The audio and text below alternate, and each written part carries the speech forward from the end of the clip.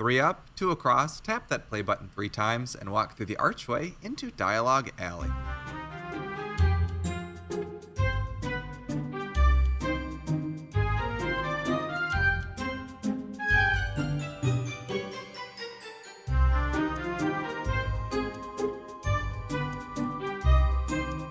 Hello and welcome to Dialogue Alley, a podcast about Harry Potter books, book translations, and all other things magical. I'm Erik. I'm Carly. And I'm Melanie. And today we have a special guest, which is super exciting because it now means we have all 4 of the time zones of the continental U.S. Covered. Actually, no, not continental. I could say lower 48 because Alaska's it's in a different time zone. But we have Pacific time, Mountain Time, Central Time, and Eastern Time, which means Sean McAllister is back on the show to talk about more Harry Potter things. Hi, Sean. Hi. Good to be here. Thank you. Oh, well, we're always glad when you're here. I don't think I was here when Sean was on last time, so this will be great. No, you might not have been. Yeah, I was off. Carly. I was, I think, moving. It's been a while. I think I was on the 4th episode and the 28th episode by my records. Yeah, you were on very early when we talked about what was the very first one? That was about getting books, rare right? translations. Yeah. That was before I was on. And then we talked about unauthorized books. Yes. And promised a part 2. That. But I know we should still do the part 2. That would be great. Yeah, eventually. But speaking of part 2, this is season 4, episode 3 of Dialogue Alley. If you are new to our show, we are Harry Potter book translation collectors, which means we collect Harry Potter books from all over the world, and we put them on our shelves, and we look at them, and then we talk about them with each other, because that is what we're interested in doing. So hopefully you are here because you are interested in listening to us talk about those things, because we are going to talk about a book today that we have not talked about at all, and it actually has a very interesting approach to translation collecting, because this is a book that they have different translations for, but it's not necessarily the same amount or even the same languages as the Philosopher's Stone, Sorcerer's Stone translations. So if you hadn't figured out by reading the title, we're going to talk about Harry Potter and the Cursed Child today with Sean. He has a lot of Cursed Child knowledge. The book. But before we get Since into you did that, talk the book. About the theater production, I think. That's true. We're going to talk about the book that you can buy and hold in your hands or in your Kindle. But before we do that, we're going to get into some quick news.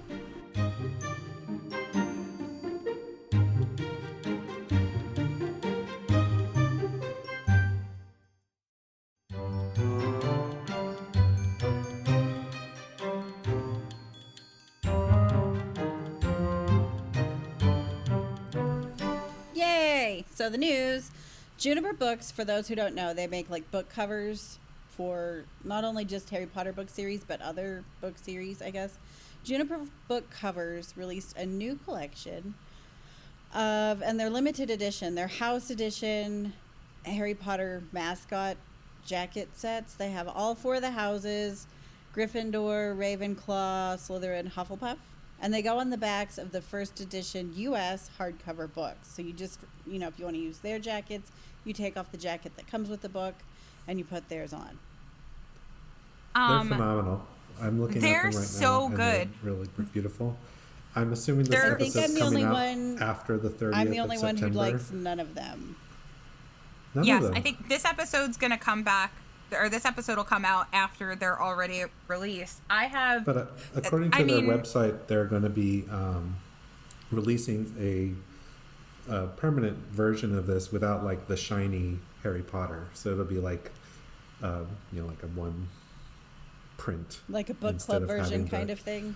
Yeah, so these are the special edition. They have shiny Harry Potter on the spine, and the future ones won't. But I'm really excited because the Ravenclaws are eagles. The mascot's an eagle. Finally. And I remember when they came out with the first set of their house covers, I was just so excited that Ravenclaw was blue and bronze. I thought that was so cool. And what's neat is I feel like they're the original creators of the house editions. These came out before all of the UK house editions came out. And I feel like it was their original idea, which was so cool. I mean, I have like my Hufflepuff set is right over here. They're beautiful, and I love having them all together. I think that they look so nice. They also are just the most wonderful people. Their customer service is phenomenal, and they actually did my custom jacket for my illustrated edition of Philosopher's Stone for my wedding. It ended up being like my guest book for my wedding, and they did like just this one custom cover, and it's gorgeous. It's one of my favorite things in my collection that I have. They're awesome. So any opportunity to support them, I am about it. That's awesome. Really cool. I'm a big fan of the shiny letters. So those are there, and you can get those at juniperbooks.com/collections/Harry-Potter. And of course, we'll put links in places. Very cool. Also, I think. Oh, go ahead. Go ahead, Carly. I was gonna say, new Cormoran Strike book came out yesterday, or the 26th of September. So yesterday, as of recording, I went out and got my copy yesterday. It's The Running Grave. It's book 7 of the Cormoran Strike series by Joe's pseudonym, Robert Galbraith. Still have not read any of those. Isn't that weird? Them. I haven't read any of them. No, I really do like them because so far I'm usually pretty good at telling who the bad guy is very early on, and then I just keep reading because I'm already kind of invested. But so far, I've been fooled every time, with the exception of like book 3 or 4, but it was such a good read I didn't care. I think I stopped after the third. Like the third one, I think was like the serial killer one, and that one had me. But I feel like I don't even really remember the plot of like the first few, and then I have the other books. You don't really need to. No, I know, but like, sense. But also like I'm looking at my shelves and I have 5 of them, and then isn't this the 8th one? 7th. That's it. The 7th. I have 5 of them. Oh, I don't know. I'm missing a couple, I think, that I didn't even realize. I have all of them, so I can tell you what they are. I have up to Ink in, I don't know, I can't even see it from here. There are other books blocking it. It's the 5th one. I don't know.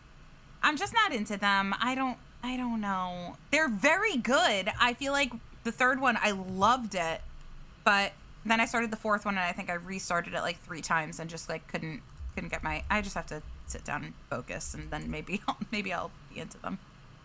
Also the audiobook reader is very good. It's all the same reader for all 7 books so far, and he's very good, and I really enjoy his interpretation of like character attitudes when reading, if that makes sense. So I actually prefer the audio versions of these versus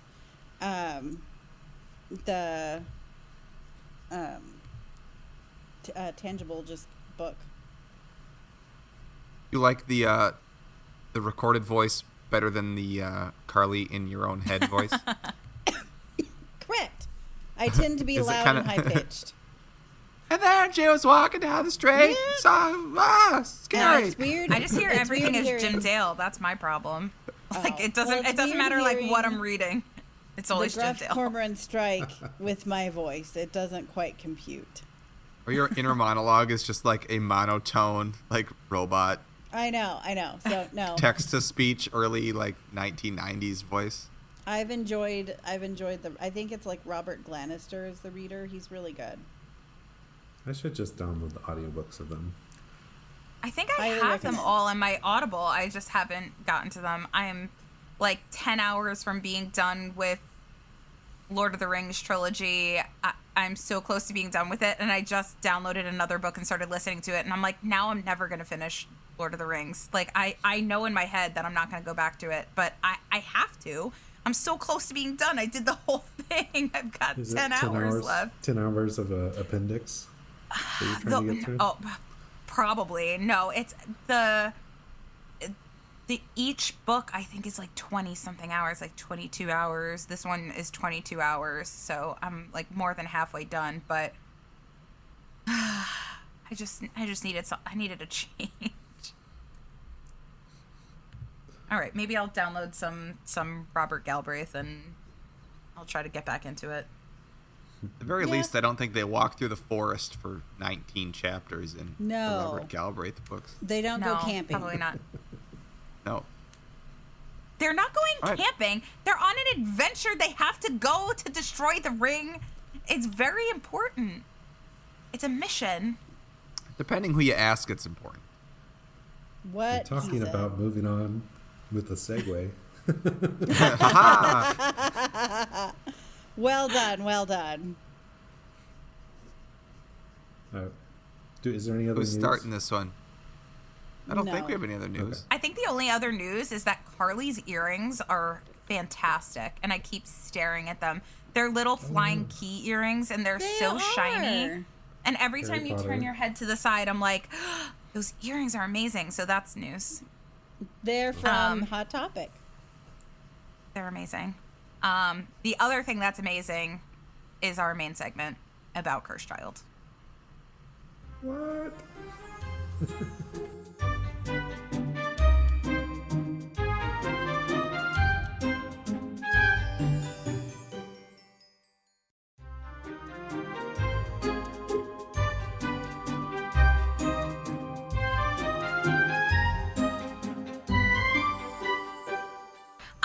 So yeah, for our main segment, we're finally getting to an in-depth episode about Cursed Child, and I feel like it's not exactly what you might think. It's like, we'll touch a little bit about like what Cursed Child is, but this is really looking at Cursed Child from Harry Potter language translation collector, like how we would kind of look at Cursed Child. So it's, I feel like, a very different perspective. But for those of you who don't know what Cursed Child is, let me tell you. It's this book that came out. It is not really written by J.K. Rowling. It is co-written. It's J.K. Rowling, John Tiffany, Jack Thorne, all worked on this together. It is also not a book. It is a screenplay that was printed as a book.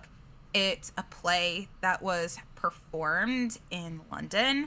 Then it moved to New York. It was in several other locations. It's still in New York. It has since been revised because it used to be 2 plays that you would have to go 2 different nights or to 2 different shows to see. It is now 1 show. It reads very different from a Harry Potter book.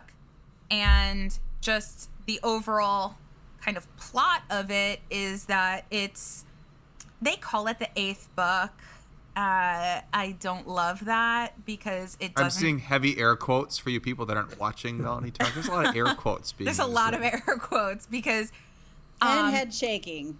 Yeah, No. because I feel like it can't be viewed as a book, first of all, because it's not a book, it's a screenplay.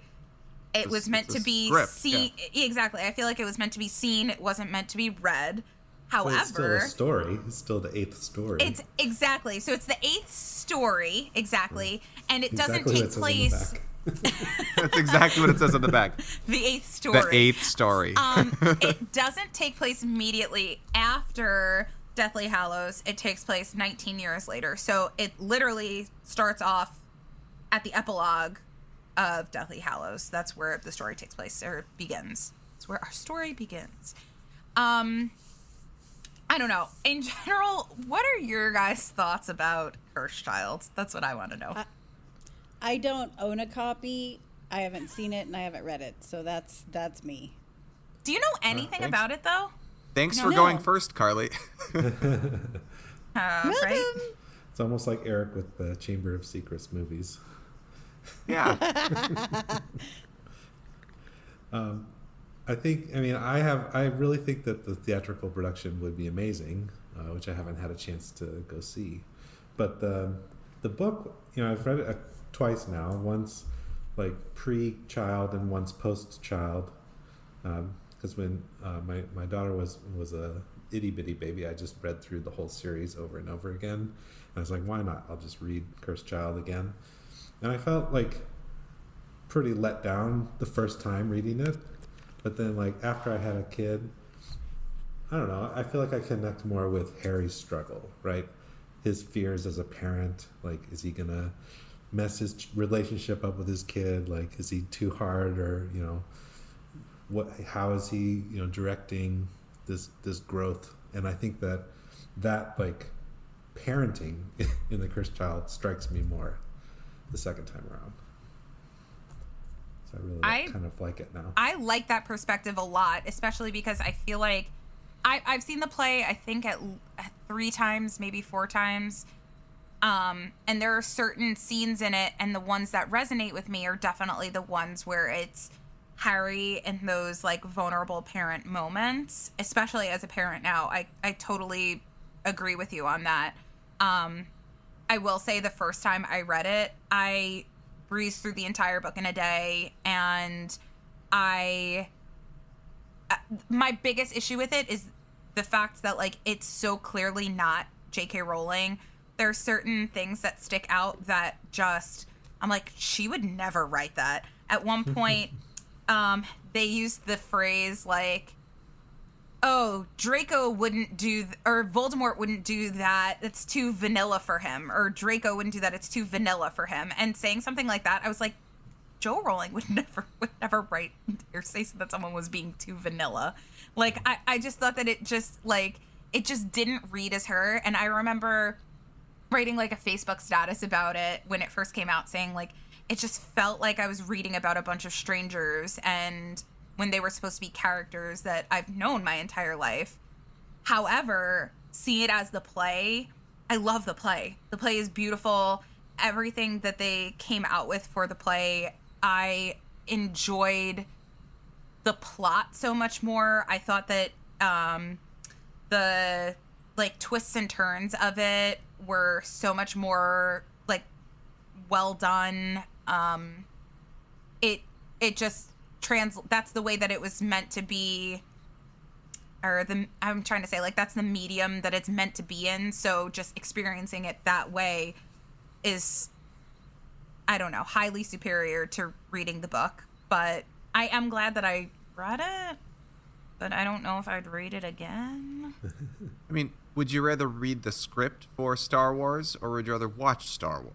It's like the same exactly, thing. it's a no-brainer. The script would read so much, like, it would just be bland and boring. But you know almost. what?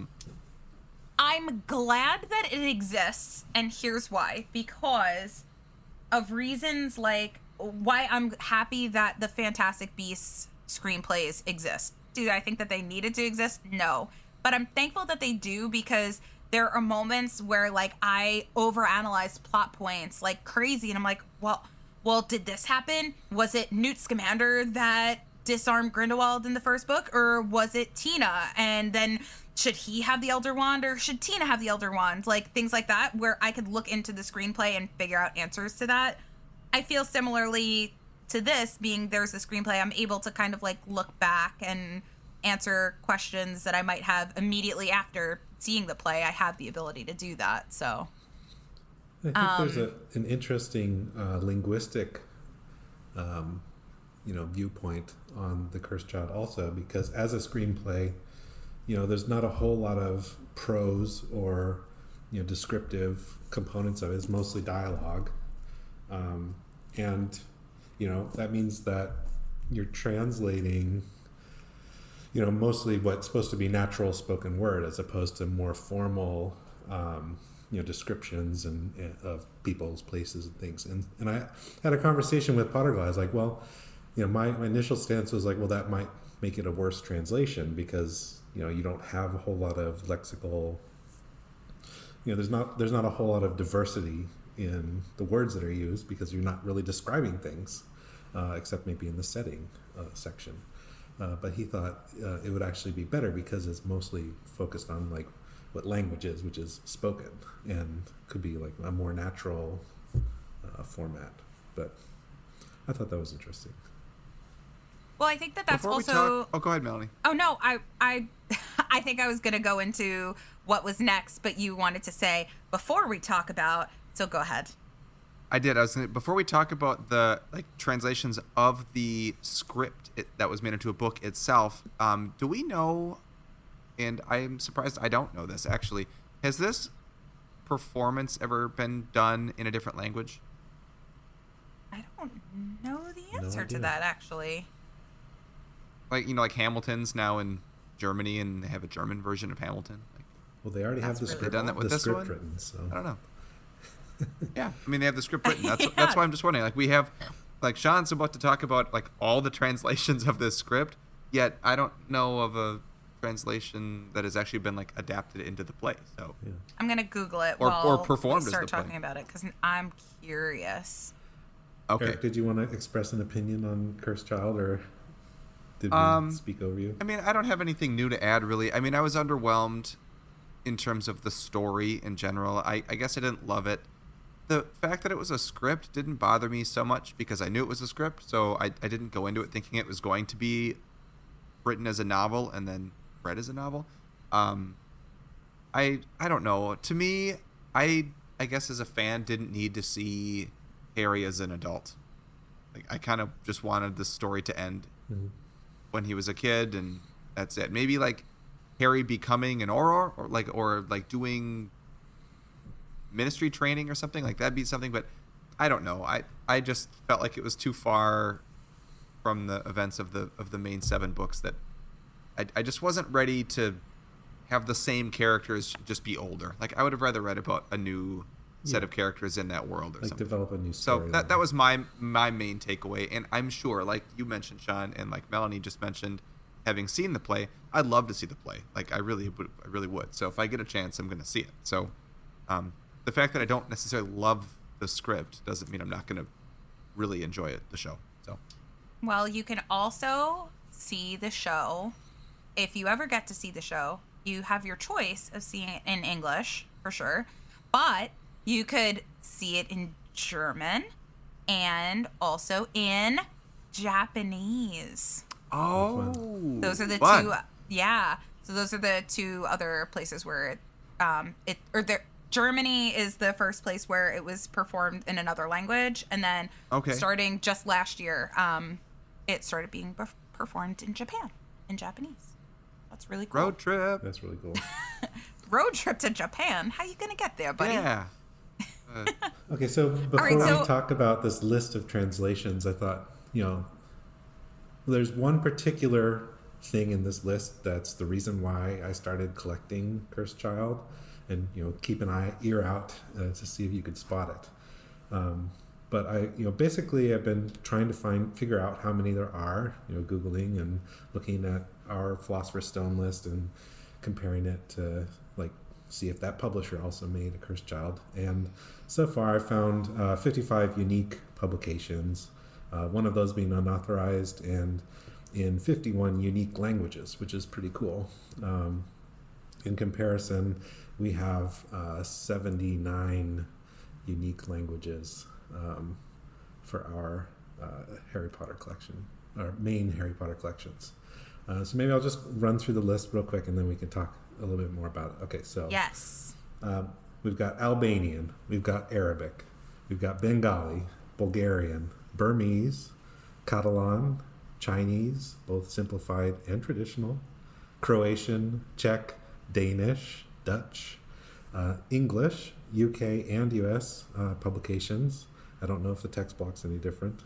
Estonian, Faroese, Finnish, French, Georgian, German, Modern Greek, Gujarati, Hebrew, Hindi, Hungarian, Icelandic, Indonesian, Italian, Japanese, Kannada, Korean, Latvian, Lithuanian, Malay, Malayalam, Marathi, Montenegrin, which is Serbian Montenegrin, Norwegian, Farsi/Persian, Polish, Portuguese, both European and Brazilian versions, Romanian, Russian, the Latin text block, or the Latin script version of Serbian, Slovak, Slovene, Spanish, Swedish, Tamil, Telugu, Thai, Turkish, Ukrainian, and Vietnamese. Whew! Nice job. Bravo. Wow, that's great. And actually, I knew of one other person that was collecting Cursed Child before this. Was what's her name in Poland? Help me out. Carolina? Carolina, yeah. Carolina, yeah. Carolina? And I sent her the list, and we had agreed that it's probably the most of them. And then I found like Indonesian and Malay, which weren't showing up on any like Google searches. And they're like, yes, we have extras. So it's pretty exciting. Okay, so from that list, like, has anything come out that maybe you haven't heard before? Well, yeah. So this is the. Go ahead. No, go ahead. This is like the main reason why I started collecting Cursed Child, and that's the Kannada translation. Doesn't exist in any other Harry Potter book. No Philosopher's Stone Kannada version yet, as far as we know. And I have a feeling that might have to do with who's publishing these books in Cursed Child, for Cursed Child. But the Kannada is a pretty exciting language. It's a Dravidian language like Tamil, Malayalam, and Telugu. Spoken by 44 million people, L1, 15 million L2, which means it's hugely popular language. It's official language in Karnataka, which is southwest India, a state in India. And it has an unbroken literary history for over 1,000 years, which I think is pretty incredible. Which includes its own script, the Kannada script. But Kannada, the Bloomsbury India produced a bunch of the Indian languages, Kannada being one of them, and I think that maybe why we don't necessarily have one in Philosopher's Stone, because an entirely different publisher published all the Philosopher's Stone translations in India, that being Manjul. But Bloomsbury India decided to publish Bengali, Gujarati, Hindi, Kannada, Malayalam, Marathi, Tamil, and Telugu. And I think that's pretty cool. They decided to do that. I don't know why they decided to do Kannada when there wasn't already HP1 or Philosopher's Stone, but there you go. And there are other cool things in that list. I did not know that there was a UK English version. I've only ever seen the Scholastic one here. Did you guys know that there was an English version in the UK? I mean, I would have assumed that there was, just because the play was originally there. That makes sense. But I kind of assume it's Fantastic Beasts, like Lumos produced that, yeah, it's one publication. I don't. Except for the illustrated editions. I think that, another thing that I want to look at a little bit more, and now I'm looking into our notes to see if we were going to mention it, but just the fact that Burmese is also translated, and it's an official translation. Unauthorized. Oh, it is unauthorized. It's the one unauthorized one. There it is. Because I was going to say, if it was authorized, that would be incredibly interesting, considering we don't have an authorized translation of that for Harry Potter as well. That was my question. Yeah. But cool that there are such rare languages, or not necessarily rare languages, but for Harry Potter people, rare meaning Gujarati or Malayalam. Those are two words that we say that when it comes to Harry Potter translations, those are some of our big ticket books. So seeing that Cursed Child was translated into those languages, I think is amazing. Absolutely amazing. It is, but it's strange to me with something like Malayalam that, they didn't finish all 7 books in Malayalam for translations. No. Right. You got but they came back with Cursed Child. But we came back with the 8th story. Don't worry. Did you miss us? Because we've been working on something big. What happened after the Chamber of Secrets? Oh, yeah, it's a bit of a spoiler since they kind of go through the whole timeline, right, with the time turner. So I suppose, they're you'll just catch up on everything in the previous time. Harry Potter. Who's Cedric Diggory, and what is this goblet of fire that they're talking about in Cursed Child? Yeah. That's very funny. But then the Canada one, they don't have any of the books 1 through 7. So it's you want to read a script? Standalone, the standalone story. Talking to one of my buddies who's from Karnataka, he was excited it's in Kannada, but at the same time he was like, why would I read it in Kannada when I would just read it in the original English. Because why not? I think that's the struggle of a lot of these Indian translations. Like, they don't have a high print run, and there's maybe not as much interest to read them. But or just interest to read translations. Like, maybe there'd be interest to read publications initially made in that language, not just translated from English. I don't know. I mean, I get the desire, if you understand the language, to read material in its original language. Like, you're going to get it in its purest form. So, and I guess like a lot of the Indian languages, when they're translating, like, they literally translate the spells. It's not like in our case we have like a Latin representation of the spell and an English for everything else. Like, they're literally translated into Hindi or Kannada, and so it just sort of makes it kind of comical, or it removes you from the moment. Spanish is on that list. Oh yeah, that's what I was just going to bring up. Also, what I find incredibly interesting is, like, I feel like Spanish is always the big conundrum in Harry Potter translation collecting, because there are just so many teeny tiny variations that we've found across these Spanish translations. So the fact that there's supposedly only one, there could only be one. Like, I think that's very interesting. And I'm not sure that there is only. I don't know. Eric, you said you had the Spanish version. Like, does yours say that it was printed in Spain on the copyright?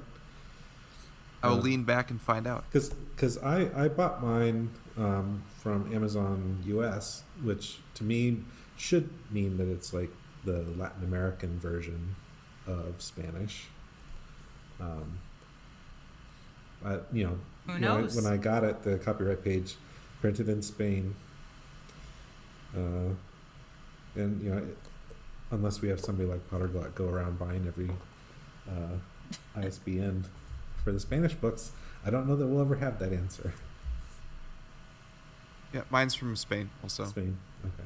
All right, there you go. go. I know there are, like, I was trying to do some research. There are at least 3 unique ISBNs for the Spanish, but I think that's the difference between this one, which I have, which is like the paperback bolsillo version, which I think means pocket or whatever.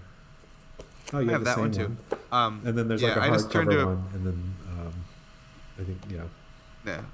I just have softcover. I just turned to a random page, and like, it's Castilian Spanish. I read it, so it's not like it was just printed in Spain and it could be something else. Okay. So if anybody knows, it's Castilian Spanish. Patricio, anybody out there wants to let us know. I would love to know if there are more than one, or if there's like one that's printed in Argentina. Okay. Other observations from that list. Montenegrin. So, like, we normally list Montenegrin as like Serbian parentheses Montenegrin, and that's just because Serbian and Montenegrin are very similar languages. Like, I think so similar that's sort of like a Valencian Catalan kind of thing, where it's hard to tell the difference. But when I look at the Cursed Child for the Montenegro translation, it says it on the copyright page. It asserts that it's like the Montenegrin translation. Montenegrin has its own language code, which suggests to me that maybe our Philosopher's Stones collections I should move that Montenegrin from the S's to the M's, because I like to organize mine alphabetically by language. I just reshelved. John, you just don't bring that up. Yeah, it's only one. Not book. A big move, but it is hard when like the book that you have to move is like, I just moved Swedish Goblet of Fire. Like, why couldn't the break have happened at like paperback Japanese or something? Right. Like, a small book. Happened like a gigantic book, so then I have to slide a bunch of other stuff over. Yeah, crazy. Yeah, that happens. It happens to the best of us. Especially if I'm going from Serbian Montenegrin and I'm like going way back up in the alphabet, not like moving it to the end. I try to like leave strategic like spacing in my shelves for like, oh, I know I'm going to be getting this set eventually. So I need to leave like a whole area empty so I can move things over and not have to move my entire bookcase. I tried to plan that way with my bookshelves, but then like all these 20th and 25th now anniversary editions that are unique, entirely unique cover art, which is amazing, but it was not like It's in overwhelming. what I planned for with my bookshelves. I know, I mean, not for nothing, and this is like a sidebar, but like when I do get the last two Estonian, which I will eventually like get them because I have the first 5, but like those are massive, and I'm looking and I do not have room for them. Like I don't have room for them on my shelves. I have one empty shelf up top, and that's like kind of in my head for when I finish my Taiwanese books. That's Right. why I need that space, or the rest of my like little Chinese comic books. Like I need that shelf. So other than that, then I'm out of room. Then I have to move everything, and I'm gonna hate everything. So Then it's time to get another bookshelf, right? I'm running out of room. Is my problem, because I also have like all of my auxiliary books. Like, where are they supposed to live? It's overwhelming. Just so many books. Time to I sell just want the to keep them all auxiliary together. books. Yeah. Okay, so Yeah. that was part one of the main segment, which to me is like the informational part. And now I want to Yes. see where you are at how well I'm convincing you that you need to include this Cursed Child book in your collection. So first, like, why is it in my collection? You know, it's in my collection because I define my collection as like a Harry Potter Rosetta Stone, right? Like, you could pick up any 2 books. Like, if you knew one of the languages, over time you could figure out what the other language was, you know, using your current knowledge. You know, that's how the Rosetta Stone worked. It was some boring tax records that was, you know, in hieroglyphics and Demotic script and one other, like a Greek. I forget what it was. But anyway, like, that's how they deciphered hieroglyphics. So cool. So, you know, I'm like, why not do something similar with modern Harry Potter collection? So to me, you know, having the Cursed Child, the Canada, meant that I had to get some of the other Cursed Childs so that you'd still have that Rosetta Stone. But like, that's why I wanted to include Canada in my collection. And, you know, we always talk about we're collecting translations of Harry Potter, and that doesn't necessarily mean everybody has the same definition, that it has to just be HP1, right? Like, it doesn't just have to be a Philosopher's Stone. So I think, you know, it would be helpful. Maybe I'll add it to the Wikipedia article, even though the Wikipedia article on translations doesn't include any Cursed Child. You could add it. I could add it. You could. It depends what your sources are, though. Yeah. Let's not get into that. I know. But, you know, that's sort of why I think it should be included in my collection. And it's not always the same for everybody, but like, that's why it is for me. And, you know, I think if somebody had a collection just based on translations or languages, Canada should be there. If your collection's based on scripts, like 90% of all of the Harry Potter books are in Latin or Cyrillic. But then you get into these Indian languages, and Kannada is its own script, a unique script, and maybe, you know, that's really cool. Intelligible with, you know, the other Dravidian languages and other, you know, Indian languages. But it's still like a unique script with a history of its own development for thousands of years, 1,000 years, which is really cool. Okay, part C of part 2. Get 2 of the big 6, right? You don't want to spend Right. $2,000 on Malayalam or Gujarati. You could have a placeholder in your collection, or, you know, the final version of a $9, you know, Bloomsbury, India version of Cursed Child. Is it It's perfect? a loophole. It's, you know, I had the same thought with Macedonian. Like, you know, 6 and 7 are really easy to find, so I had the 6 for a while. That was just a placeholder until I found book 1. And also, like, every single one of these 55 publications is all the same cover, and I think that looks really cool on the shelf. Ooh. I feel like all of them next to each other probably do look super cool. I've often thought of like reorganizing my shelves by like cover artist, like doing all That's of the Harry how- Praise, all of the Duddles, all That of the is, Kazus. Melanie, like, that is how my shelf started. Like when I first had the I feel like I translations remember at this that. moment. I And have I a think picture I of it. was I have like, all Erik, the what are Grand you Prix doing? art stacked. Probably. I was like, I Erik, thought that's you how were I really brave for organized doing it. that. Like, I think it looks really cool when you have all the same it art looks next to each so other. cool. I think it looks so cool, but I could never. It would just bother me too much to not have it alphabetized by language.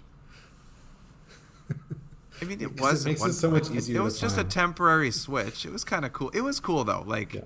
all the Grand Prix with like the different, like they get thicker and thinner, and there's more or less, and it was like a big kind of swirly. I feel like that probably was like so satisfying.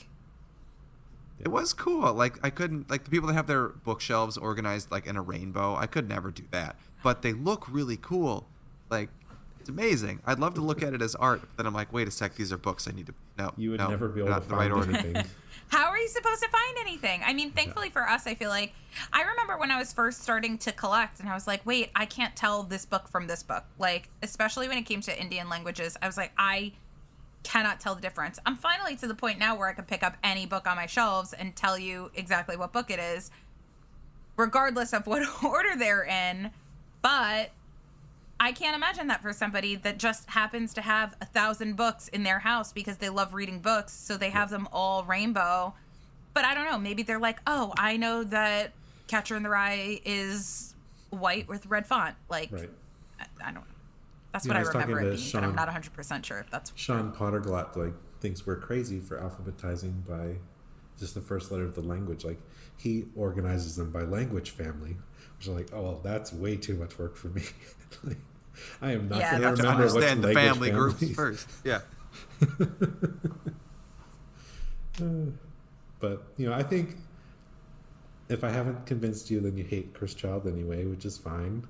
But I personally think Canada, at the very least, is worthy of being included in anybody's collection. I think that's where I'm at, and I've been there for a while. I did look at getting one when I could just get them online, and I should have just bought one because they went away for a little bit. But I agree with your Rosetta Stone attitude in terms of I like having the language here. That's why I don't necessarily seek out unauthorized translations. I don't need a bunch of them, but I do think it's cool to have because it's still the same story in a different language. Mm-hmm. So like the language lover in me likes that, but then like the collection purist part of me has like a different mind. There's like different Venn diagram circles going I on. totally get that. It's very unlikely I don't know. that what is it, 59 million people are going to stop using Kannada, that it's going to disappear. But like, I like the idea of preserving a language, Yes, in I one do too. place. And in our case, I mean, at it's- least 4 different places. It's definitely a book that I can see ending up on my shelves eventually, but I feel like because I'm so behind on all of the Harry Potter, like, main story books I need, like, those are my priority. But, like, eventually if I'm, like, itching and, like, oh, I'm all caught up and have all the books that I need for right now, like, I can see it ending up on my shelves. I have one little cursed child shelf shrine in my room. That is what it's allotted, is just this one space. That is it. So it would fit up there though. I have room for one other So translation. if I sent you a Kannada, you wouldn't throw it away. I wouldn't. No, I definitely wouldn't. Honestly, there we go. you did have me sold when you said that it was a completely unique script, because all I have in my head now is like, I have to see what it looks like. Especially I think of scripts like Sin Hollow, which like, I have no idea how that's even readable, but it is the most beautiful looking script I've ever seen. I was just saying that to someone yesterday at my school, and like, you have to see this language, and she's It's like, I actually beautiful. have. It's amazing. It's We had a beautiful. little moment. We It bonded looks like over art. Like our it love of the really script. does. So I mean, that's where you had me sold. So I Awesome. wouldn't throw it out. I eventually can see myself having one of these books, and I do think it's so cool that it's completely unique to Cursed Childs. I think that's great. And I should mention that the German Carlson version of this is definitely like the most splendid of the hardcover books. Like they have a very nice. Wow, would you expect anything else? It's like from Carl's? It's like a white gold, kind of like spine, and it looks great. Of course, Carlson always doing it up. That, I mean, I don't know if it's slightly different. That would be one that I would be happy to see on my shelves. But I think for right now, we should talk a little bit more about the books that we do have by getting into our translation of the show.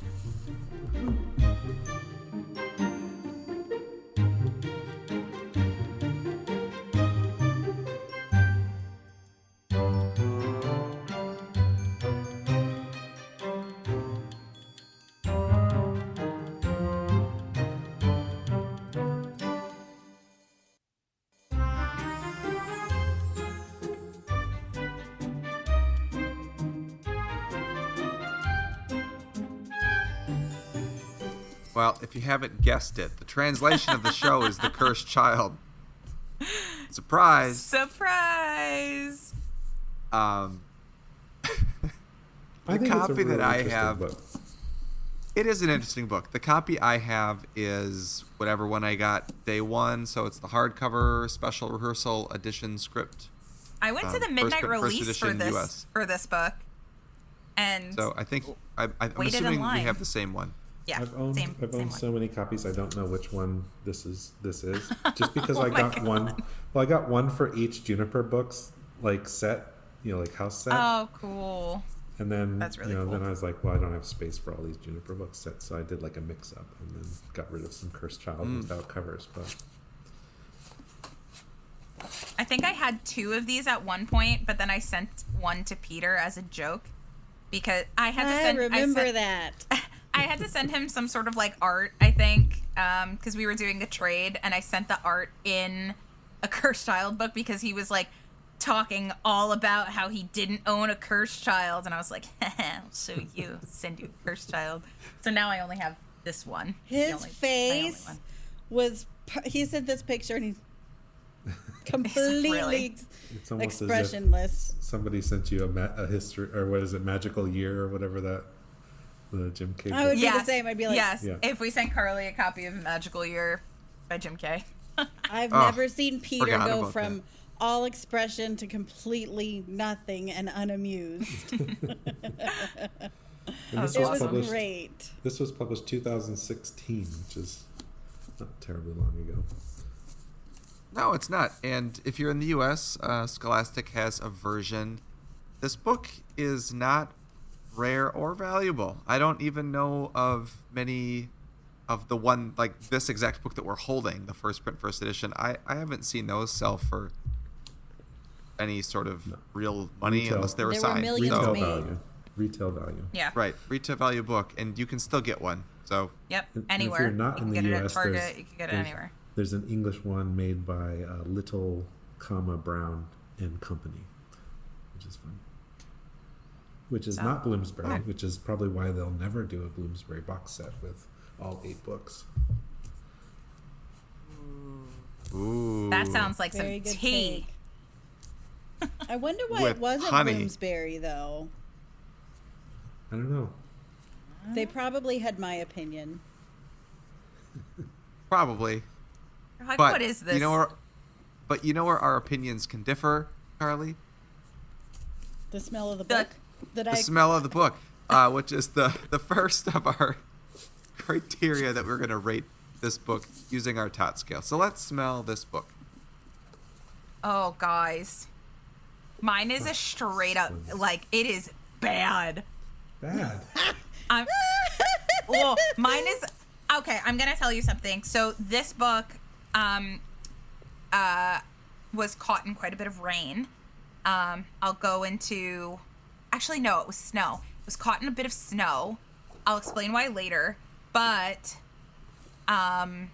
maybe that made it smell super dreadful because it's been wet. But I think it's time for you to get it's- another one.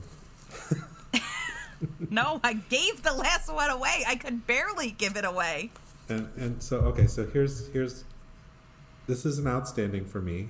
And I think the reason why is because Scholastic basically produced this book just like the original series. You know, it's the same basic, you know, it's basically the same size and glue and everything. It smells just like the original series to me, in the words, yes.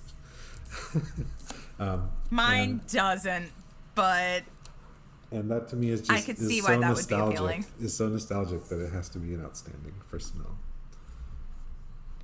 I agree with everything you just said for the exact same reasons. I'm also giving it an outstanding. I love that. Next one, size and proportions. I know what Sean's going to say because it is produced just like the U.S. books. So really, to me, it's an outstanding. I love the size of the initial 7 books that Scholastic put out. So this follows that trend. It's an outstanding for me. It's very readable in this size factor, and you just, you know, open it, hold it in your hand, and it just feels great. So I would say, but for size and proportions, outstanding for me. Yeah, size and proportions, I would absolutely give it an outstanding for, I mean, purely on nostalgia, because it's the same size and proportions of our original books. Feel in your hands. Same. Take that cover no, off I'm gonna and say, just feel those boards. The spine of that book. It's an outstanding. Cloth. You know what it is too? I always say like the jacket texture of the the original US books almost feels like leathery to the point where the more you hold it, the more it feels like it wears. And I feel like that's that same texture, which I absolutely love. So how it feels in your hands, outstanding. Outstanding for me as well. Same reasons. Love those Scholastic books. The next category is the overall quality. And if you can follow the theme here, I think you might see that I'm going to give it an outstanding because it's like the Scholastic books. And I think those books are outstanding. I agree. Couldn't have said it better. Yeah, I mean, I've owned a lot of them, and they're all in great condition.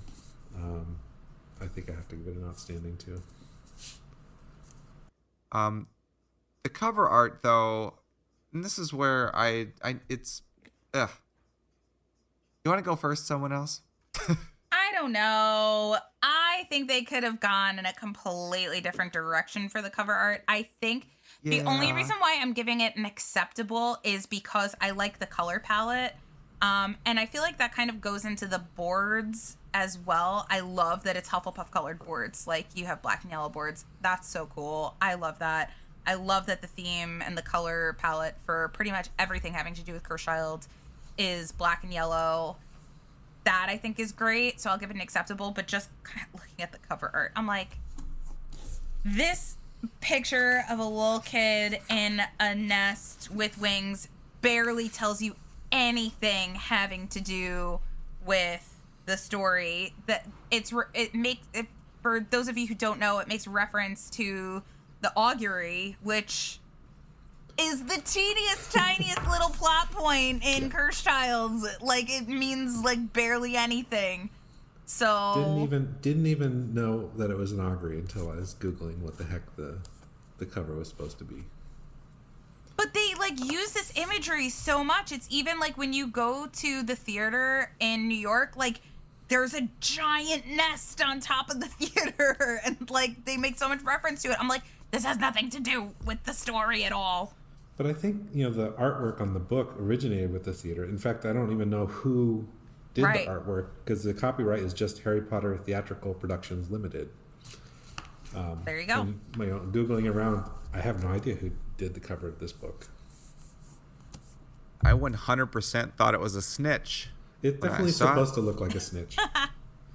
But it's like, also a nest, like an augury nest for the right. For the so I was like, magical he's inside the snitch. Like, you know, the stone was inside the snitch too. Like, ooh, now the kid's in the snitch. We're all gonna be in the snitch. We're in for some far out details in this book. That's an augury nest? Yeah. Yeah, that's what it's supposed to be. Yeah. Oh. Okay. But it looks Right, like exactly. a snitch to me. I thought it was a Anyway. hat. I'm giving it an acceptable. It's fine. Acceptable. Weird picture though. I'm gonna be the disagreeing voice here, and I have a specific reason, and that specific reason is that I have very different scales for unique and non-unique cover art. So, if a cover art is a unique to a book, it's on the top 3 scale, and it have to be really bad to go into like poor category. If it's copying the cover from another book, it sort of starts on the lower 3 for me, including, sorry to say, the Korean one-volume hardcover. It's okay. One volume. It's understandable. Hardcover. No Second tears will be translation. shed, but I will kind of sulk a little bit. That said, I think as far as this book goes, I would put it at exceeds expectations. I have one of the like etched crystal 3D mock-ups of this nest, which looks really cool. And I don't know, I kind of like it. Now the new cover art, I just think is, not very exciting. It's too much going on. And look at the back cover. I mean, it's just a splendid looking wing. I do like the back cover. I think it's pretty cool. Wait. Yeah, Is I agree. it just the image from the front cover blown up and put yeah. onto the back cover? Definitely. We Not love it. exactly, Blown because up and not and exactly. inverted. It's the left thing Yeah, turned not around. exactly. There was a filter put over the top, so it's slightly modified. I will say the back cover with the like different texture on the wing, that's pretty groovy. Would The you call it your texture- X factor? There's also texture in the nest. Yes, there is raised texture. I like that. So yes, Melanie, that would be my X factor. If you're asking for the next category, that would be my X factor. Aha. My X factor is kind of cool because, like I foreshadowed, my book had an adventure in the snow, and that was because when I went to see the play for the first time, it was when it was in preview in New York City, and I actually got my copy signed by quite a few cast members, which was really cool. Wow, So- that's awesome. Very cool. And it was in a ridiculously hazardous blizzard, and I got stuck in Manhattan when I went to see it because you have to see it in 2 parts. The second night, I got stuck in the city and then had to stay overnight and then take the train home in the morning, and Alon had to pick me up, and it was pretty wild. But yeah, that's my X factor, is that this book has been all over with me. Signed by some of the original cast. So trying to think of an X factor, because I think both of yours are great. I mean, I have to say that the spine cloth is amazing. I would say that's potential number 1. But I think I landed on the dedication page, because it's the only Harry Potter book with 3 dedications in it, because there's 3 authors. And it's kind of funny that J.K. Rowling's dedication I is love to that. Jack Thorne, another of the authors. But yeah, anyway, I think that both of those things are kind of cool. I love that, actually. I think that that's so cool. Perfect X factor.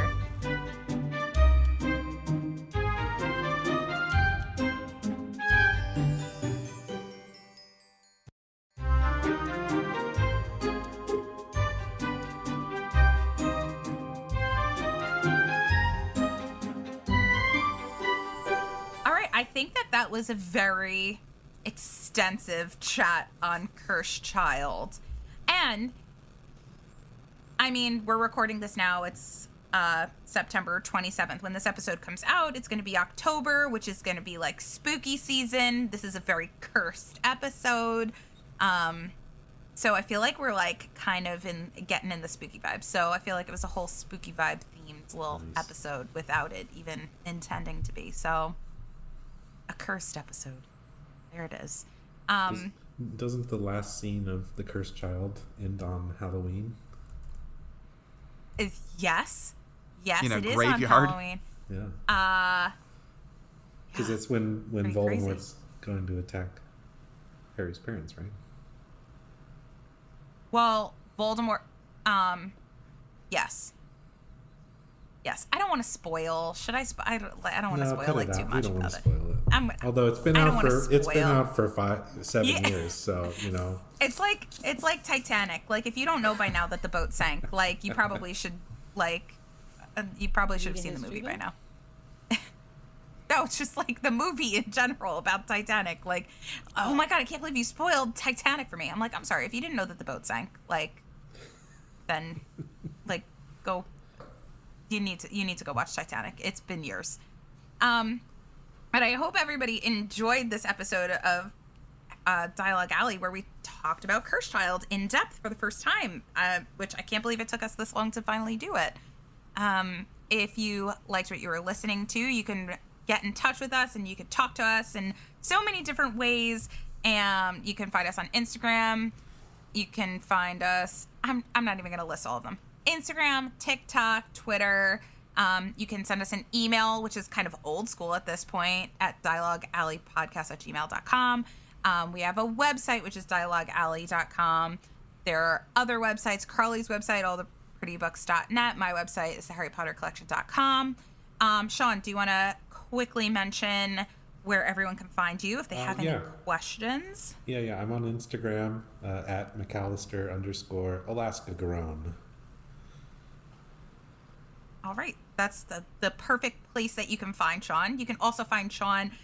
He is a Patreon member for us, so he supports us via Patreon. So he has access to our Discord, which is one of our main ways that we have communication with our community. So you could also be a Patreon member by supporting us at patreon.com/dialoguealley. And one final place that you can find us, which is a really cool place, is MuggleNet. We are a MuggleNet family podcast, so you can always go to MuggleNet and look at their little family podcast, and we're on there, which is crazy. So that would be great. Find us on MuggleNet. There we are. Ta-da! But I think the last thing that we have to say is, Sean, thank you so much for joining us today. No problem. Hopefully I can come up with some more ideas to come back on. I always love it. I mean, listen, if you write those extensive notes, you're welcome literally anytime, because you wrote the most beautiful notes for this episode. Way better than mine, where I'm like, today we're talking about books. Go. But you're welcome anytime. We love having you on with us. Thank you. But for now, it is time to walk back through the archway and into your daily lives, and we will catch you next time. Bye. Bye. See ya.